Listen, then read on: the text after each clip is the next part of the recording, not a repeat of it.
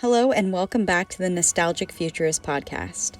We're now going to be going for a more bi-weekly type of podcast so that I have a little bit more time to put time and energy into the podcast and into other things. So here we go with talking about a topic that I've been kind of avoiding since the whole coronavirus began, and here it is. Should Disney open? Is it worth it? Is it worth it to go? These are all questions I have swirling around in my head, and I'm sure swirling around in so many others, and I've seen a lot of YouTubers talking about it and people on Facebook, and, is it safe for Disney to open as it is, even with all of the precautions of plexiglass and masks and relaxation stations and hand sanitizer and hand wash stations, but is it really going to work? I mean, we know people will go, because that's been proven by Universal opening, City Walk opening, Downtown Disney opening. But the real question is, are we going to see spikes from this? Are we going to see that, Florida gets Disney World taken away because they need to shut things down again?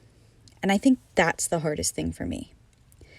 If they open Disneyland and then a few weeks later close it down again, I honestly feel like for me personally, it's worse than if they had just left the park closed for longer and spent the time putting a lot of work into construction and really trying to make Disneyland pop in for when we come back, But I do think this is a very difficult situation because there's a lot of people who are very willing to go to the parks regardless of having to wear a mask or the parks looking different or having to go through more security screening and temperature screening and all that.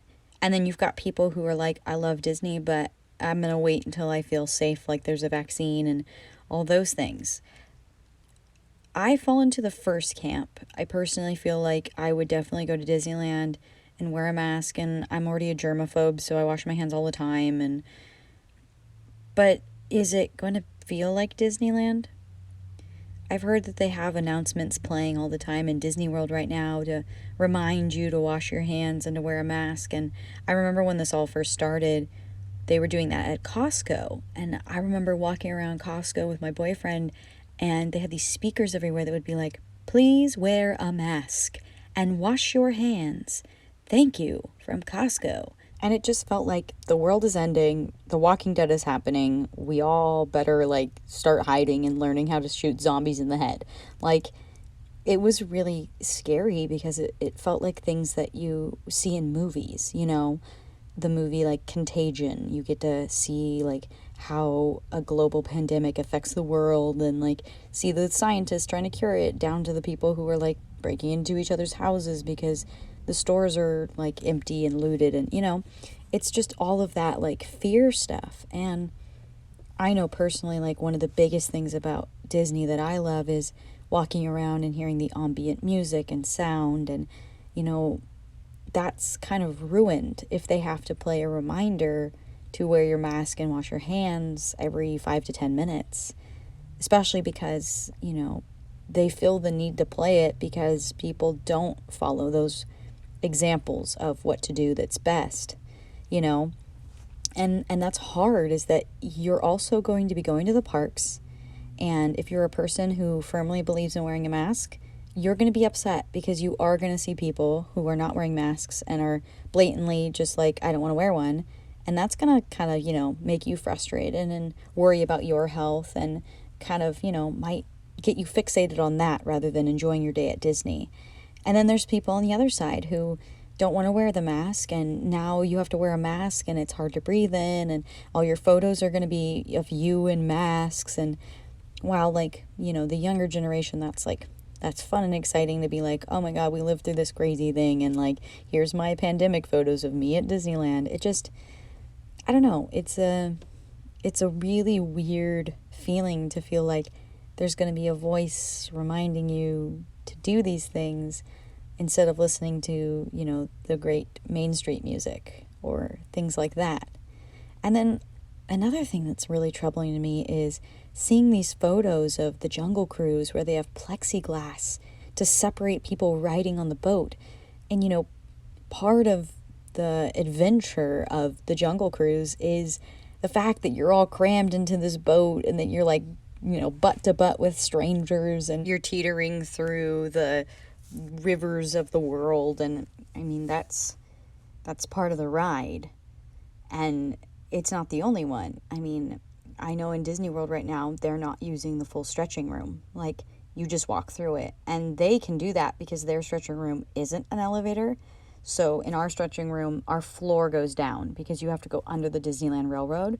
But in Disney World, their like walls and ceiling go up because they don't have any reason for you to go down. So they can just have it be queue space. But, part of what really sets the scene of the Haunted Mansion is the stretching room and being crammed in a big dark room with a bunch of strangers and, then the lightning and everything goes dark and the scream and,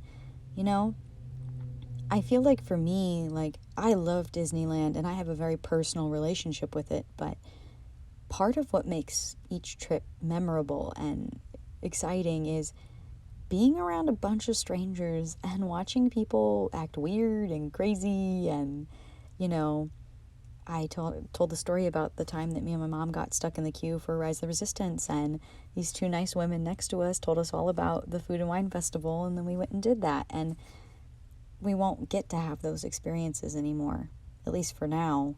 The experiences of talking to a stranger in a queue when a ride breaks down, or someone really likes your Disney Bound or you like theirs and you start a conversation. Like, those things are going to be kind of taboo because you don't want to get close to people from another party. But, I mean, what are you going to do about walkways?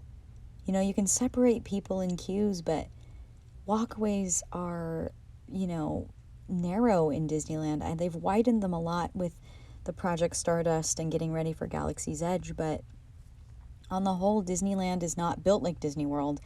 And especially when people are used to walking through Disneyland the way we are, which is everyone crammed, rack-a-pack, trying to walk through, Adventureland, which is always crazy tight and crazy busy. I mean, and the Pirates of the Caribbean queue, like the extended queue, goes out into the walkway. Like, New Orleans Square is tight.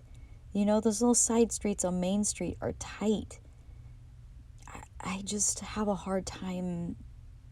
I mean, they'll find a way to do it. Like, Disney will make it happen. They've done all the stuff they've done in Florida and in Shanghai and everywhere to prove that they can do it. And if anyone can keep things clean and germ-free, it's Disney.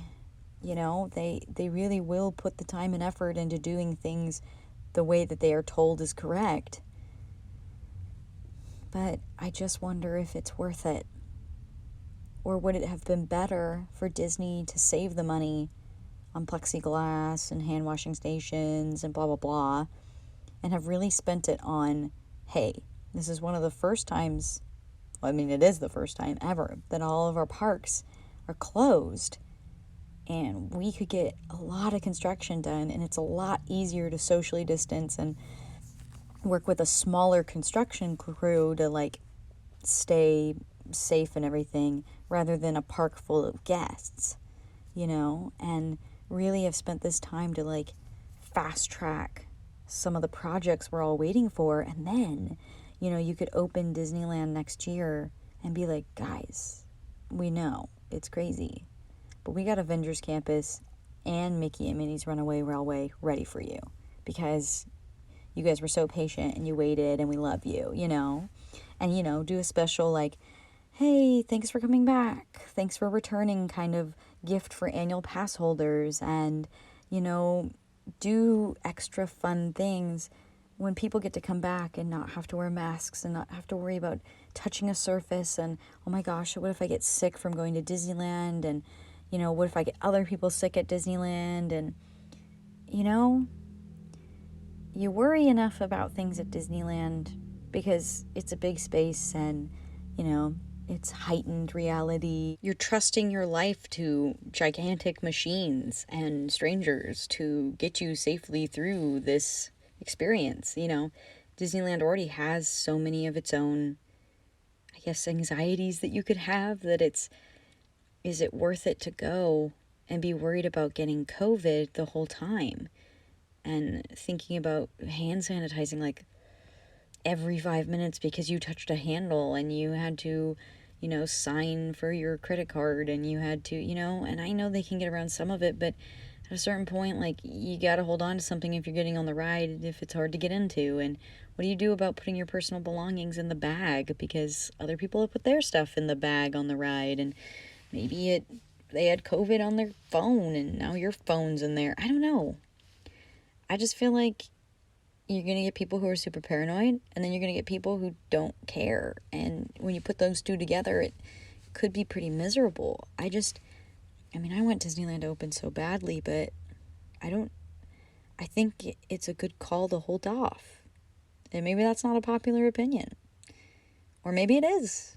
But I really think it would be better if Disneyland held off, didn't get the bad press of being a huge place that spread the coronavirus around and all those things, and took this time to really get the park super ready for all of us to come back and enjoy when things are safe again and everyone has a vaccine and we can enjoy Disneyland mask-free, plexiglass-free, and wash our hands regularly still, because we should still do that.